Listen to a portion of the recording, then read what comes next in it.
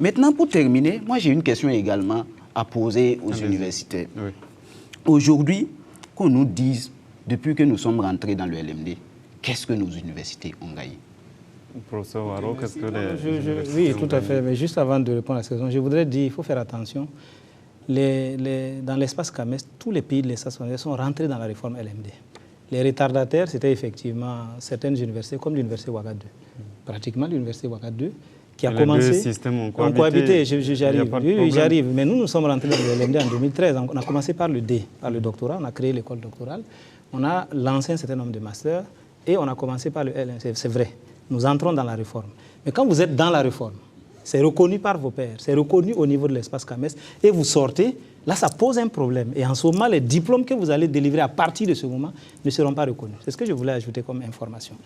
Maintenant, ce que je voulais dire, il pose la question de savoir qu'est-ce qu'on a gagné. La question ne se pose pas en termes de qu'est-ce qu'on a gagné. On a expliqué ce qui nous engageait. Il y a 3 actions fondamentales qui ont obligé les universités à aller dans la réforme LMD. C'est d'abord la rencontre de la CEMAC, ensuite la rencontre du CAMES en 2006, où la résolution a été prise, et enfin, il y a la directive de l'UOMOA qui a demandé aux États de faire en sorte que tous les textes réglementaires pour entrer dans la réforme se prennent au plus tard le 31 décembre 2009. Donc ces 3 actions-là nous engagent dans la réforme. Et dès que ça nous engage, on ne se pose pas la question de savoir qu'est-ce qu'on gagne, qu'est-ce qu'on perd. Mais ce qu'on gagne effectivement, si le système est appliqué et il fonctionne bien, c'est la question de la mobilité, comme ça a été dit, c'est la question de la lisibilité des diplômes. Maintenant, là, il faut faire attention. Après, à l'heure actuelle, qu'est-ce qu'on a gagné? Faites très attention, la lisibilité. Il ne faut pas y aller parce que... Tout à fait. Non, je suis d'accord qu'il y a des problèmes à certains endroits. Mais les problèmes, il faut les poser. Il faut les diagnostiquer et savoir ce qui se passe. On présente la question de ceux qui ont fait 6 ans. Il y a des gens qui ont fait 3 ans, qui étaient dans des effectifs assez élevés. J'ai donné l'exemple d'économie à l'UFR, sciences économiques de gestion à Koudougou. Ils ont fait 3 ans. Mais vous savez, à l'université de Koudougou, là, ils n'ont pratiquement pas d'enseignants en économie. Ce sont les enseignants de l'université de Ouagadougou qui vont intervenir là-bas. Pourquoi? Avec pratiquement 0 enseignant, chercheurs, ils sont arrivés à faire la licence en 3 ans. Et à l'université de Ouagadougou, dans des structures où il y a des enseignants chercheurs, ça n'a pas été fait. Ça pose le problème justement de la responsabilité des enseignants, comme il l'a dit, des étudiants, et la responsabilité de l'administration, et aussi la responsabilité du gouvernement. Parce que j'ai dit, quand vous lisez les différentes directives, les gouvernements se sont tous engagés à soutenir la réforme. Ça a été fait. Et on parle d'ailleurs de 1000 milliards.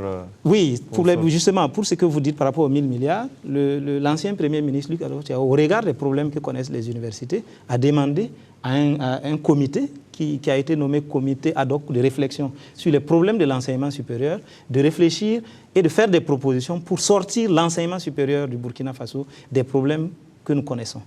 Et lorsque ce comité a été mis en place, on peut dire aujourd'hui que le ministre de l'Enseignement supérieur Filiga était membre de ce comité, le président de l'Université de Ouagadougou, membre de ce comité, le président de l'Université de Bobo, membre de ce comité, le président de l'Université de Koudougou, membre de ce comité, etc. Ils ont réfléchi et ils ont fait sortir un plan de 1910 milliards sur 10 ans pour sortir de l'université. Ça a amené le gouvernement à s'engager à investir 190 milliards par an. Ce qui n'était pas possible pour le gouvernement. Ils ont demandé à l'issue des États généraux de réfléchir à reproposer un autre plan. Ce plan a été proposé, c'est ce que nous appelons le plan national d'action de développement de l'enseignement supérieur, qui a fait une évaluation sur 10 ans aussi et qui est revenu sur 1126 milliards. Dans tous les cas, on est au-delà de 1000 milliards.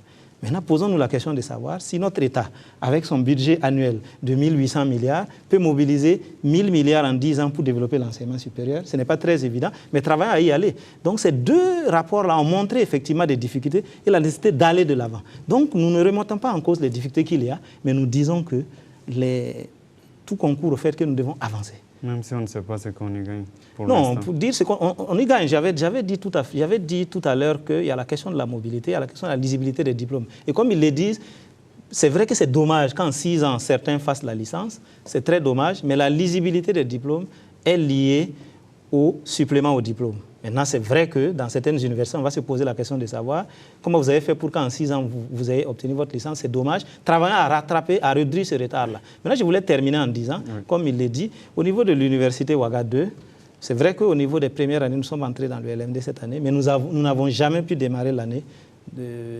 normalement. Nous avons toujours accusé un retard de 4, 5 à 6 mois avant de rentrer. Donc le problème se pose. Lorsque vous avez 3500 étudiants en droit en première année que vous mettez dans un amphithéâtre, vous pensez que c'est de l'enseignement supérieur? Ce n'est pas de l'enseignement supérieur, on est conscient de cela. Vous posez le problème de la difficulté des étudiants. Mais est-ce que vous vous êtes posé aussi la question de l'état d'esprit d'un enseignant qui se retrouve devant 3500 étudiants? Donc il y a des problèmes. Mais maintenant, le choix qui est fait, c'est quoi? C'est de faire le choix suivant, de dire on ne peut pas accueillir 3500 étudiants en première année de droit, on peut accueillir 200 étudiants. Est-ce que vous êtes d'accord avec ça? Non. Vous demandez à ce que tout bachelier, tout nouveau bachelier puisse s'inscrire à l'université. Au regard des moyens que nous avons, nous les prenons, nous les mettons dans les conditions que vous connaissez et nous travaillons en attendant de réunir les conditions pour y aller. Sinon, donc, moi je dirais... d'autres bacheliers à l'écart. Ah ben oui, si vous voulez qu'on soit dans de très bonnes conditions, nous connaissons nos capacités d'accueil. Si les capacités d'accueil sont de 20 000 étudiants, nous recrutons 20 000 étudiants. Est-ce que vous êtes d'accord? Les autres vont rester à la maison. Ça pose un autre problème. On nous demande donc d'accueillir tout le monde. Nous les accueillons avec nos moyens. Maintenant, les moyens, effectivement, le gouvernement doit mettre en œuvre des moyens pour que nous puissions aller de l'avant. Merci. Docteur Ernest Traoré. Merci bien, Simon Bongo.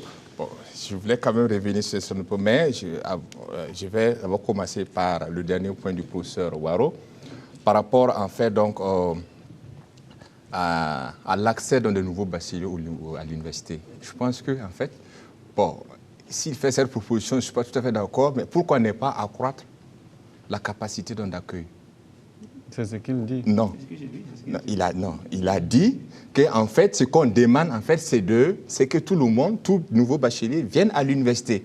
Mais bon, si on pouvait également donc ne pas les accepter et puis garder 200 étudiants, c'est ça. C'est ce qu'il a dit. Donc moi, je pense qu'en fait, la logique voudrait qu'en fait, on essaie donc d'accroître la capacité d'accueil. Et là aussi, il faudra aussi qu'on dise au gouvernement d'augmenter le budget. Je précise qu'actuellement, quel est le budget en fait alloué donc à l'enseignement supérieur? Ce budget tourne autour de 6% du budget national. Avec 6% du budget national, il ne faut pas qu'on se leurre.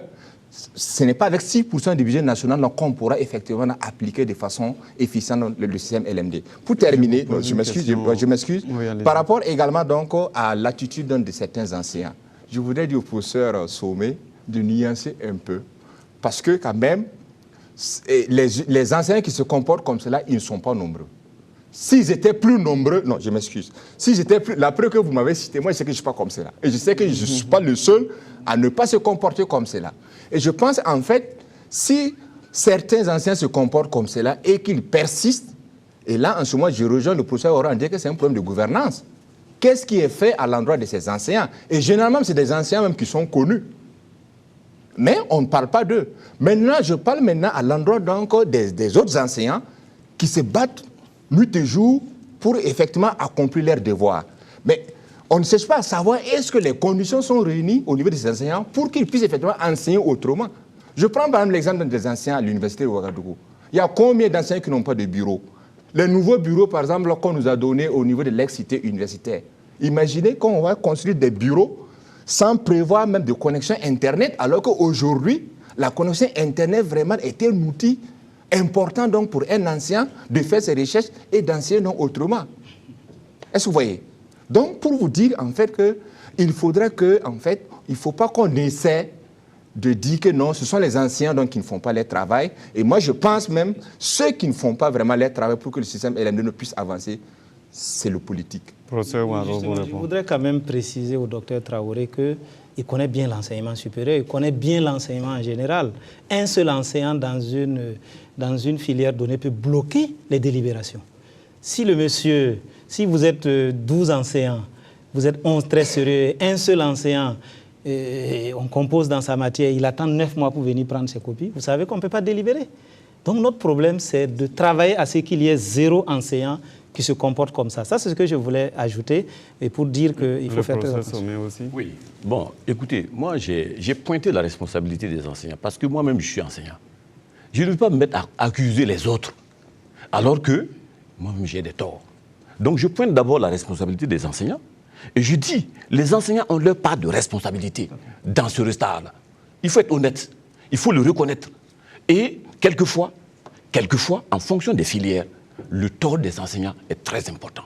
Alors, Le on tort a des compris. enseignants constitue un véritable blocage. Monsieur Zenga, avant de revenir à vous, je vais poser une question à Monsieur Traoré. Est-ce que la responsabilité des enseignants qu'on pose ici, est-ce que ce n'est pas souvent parce que le système LMD aussi peut-être rabaisse le nombre d'heures que les enseignants occupent, puisque vous avez par exemple 20 heures, 30 heures, alors que dans le système modulaire, vous avez 72 heures, avec la possibilité des heures supplémentaires. Oui. Non. Avec le système LMD, les heures supplémentaires ont explosé. Il est président d'université, il peut le constater. Les heures supplémentaires ont explosé. Vous comprenez, au départ, on avait dit qu'on donnait 60% de temps aux étudiants et que l'enseignant avait 40% de temps. Après, on s'est rendu compte que pour une question de documentation, il fallait inverser. On a donné 40% aux étudiants et on a pris 60%. Et 60%. Avec ces 60%, et avec les nouvelles matières qui ont été créées, les nouvelles formations qui ont été créées, ça a démultiplié donc, comment dirais-je, les enseignements et par conséquent, Donc, ça les n'a rien à enseignants. voir. Alors, Merci, très Patrice rapidement Wanga, sur oui. la question des enseignants. Je crois que ce que le docteur a dit, il n'y a pas de... C'est la même chose. Maintenant, il a posé une question qui est pertinente. Il a dit, il y a des enseignants qui font correctement leur travail à l'université. Ça, on est d'accord. Il y a des enseignants qui ne font pas également leur travail correctement à l'université. Et ils sont connus.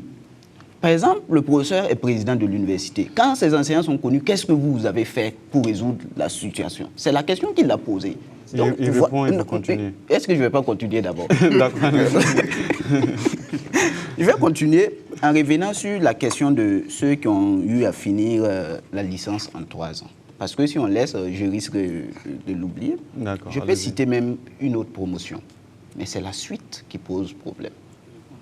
Par exemple, ceux de Koudougou, le professeur convient avec moi que ce sont ces mêmes étudiants qui ont manifesté pour que le Master 1 soit considéré comme une maîtrise, équivalent à la maîtrise pour qu'ils puissent postuler au concours de la fonction publique. Donc, ça veut dire qu'il y a des barrières devant. Deuxième exemple, il y a les sciences biologiques à Bobo Dioulasso. À l'UTB, quand ils ont obtenu leur licence, c'est mis licence en biologie générale. Donc, ils sont venus à l'université de Ouagadougou pour pouvoir s'inscrire en master. On les a dit purement et simplement qu'on ne connaît pas licence en biologie générale. Soit c'est licence en biologie végétale, soit c'est en biologie animale, soit ils sont répartis. Voici ce qui se pointe à l'horizon. Donc voilà pourquoi je dis, quand on prend les exemples, il faut les terminer. Je termine en disant, quand j'ai posé la question, qu'est-ce qu'on gagne?